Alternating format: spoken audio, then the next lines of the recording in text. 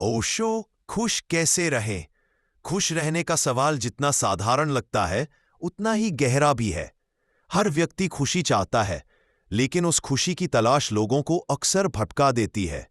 ओशो कहते हैं कि खुशी कोई लक्ष्य नहीं है, खुशी तो जीवन जीने की एक कला है।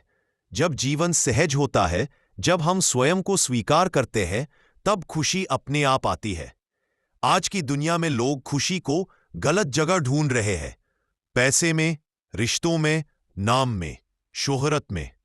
ये चीजें सुख दे सकती है, लेकिन स्थायी खुशी नहीं। खुशी एक मनस्थिति है, भीतर का फूल है, और यह तभी खिलता है जब हम अपने भीतर उतरना सीख लेते हैं। आइए ओशो की दृष्टि से जानते हैं कि सच्ची खुशी कैसे प्राप्त की जाए। 1. खुशी बनाई नहीं जाती, खुशी उभरती है।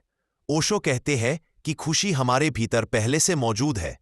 इसे बाहर से लाने की जरूरत नहीं, केवल रास्ते हटाने की जरूरत है। हम दुखी हैं क्योंकि हम खुद को स्वीकार नहीं करते, हम दूसरों की निगाहों में जीते हैं, हम तुलना करते हैं, हम असली नहीं दिखावटी जीवन जीते हैं। जैसे सूरज हमेशा आकाश में है, केवल बादल बीच में आ जाते हैं, उसी तरह हमारी खुशी हमेशा हमारे भीतर है, बस विचारों और चिंताओं के बादल उसे ढक लेते हैं। 2. तुलना दुख की सबसे बड़ी जड़।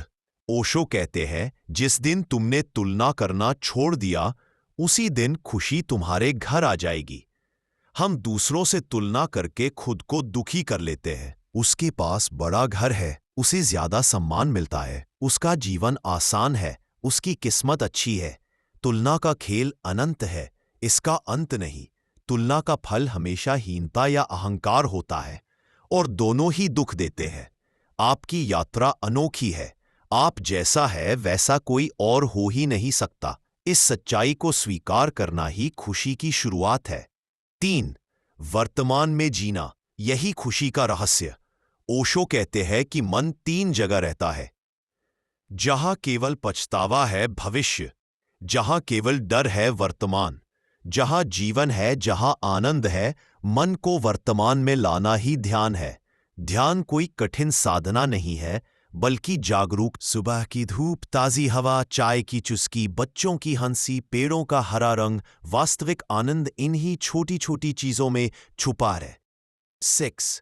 प्रेम, लेकिन बिना अपेक्षा के। ओशो कहते हैं कि प्रेम तभी सुंदर है जब वह अपेक्षाओं से मुक्त हो। लोग प्रेम को व्यापार बना देते हैं। मैं तुम्हें इतना देता हूं, तुम भी मुझे उतना दो। तुम ऐसा करोगे तो मैं खुश रहूंगा, तुम मेरे हिसाब से चलो। ऐसा प्रेम बंधन बन जाता है, और बंधन हमेशा दुख देता है। सच्चा प्रेम स्वतंत्रता देता है। जहां स्वतंत्रता है वहां सहजता है, जहां सहजता है वहां आनंद है। 7. अपने मन को ज्यादा गंभीर मत बनाओ। ओशो अक्सर कहते थे कि गंभीरता बीमारी है। गंभीर व्यक्ति हमेशा तनावग्रस्त रहता है, हमेशा समस्याओं में उलझा रहता है। हंसी, खेल, हल्कापन सब जीवन को सुंदर बनाते हैं। खुश रहने का आसान तरीका। 8. ध्यान, खुशी का असली स्रोत। ओशो कहते हैं कि ध्यान वह दवा है जो भीतर के सारे दुखों को पिघला देती है। ध्यान हमें हमारे असली स्वरूप तक ले जाता है। जब हम असली स्वयं को पहचानते हैं, तभी आनंद का झरना बहता है। कुछ सरल ओशो शैली ध्यान। 1. साक्षी भाव, जो हो रहा है उसे सिर्फ देखें। सांस आ रही है, देखें।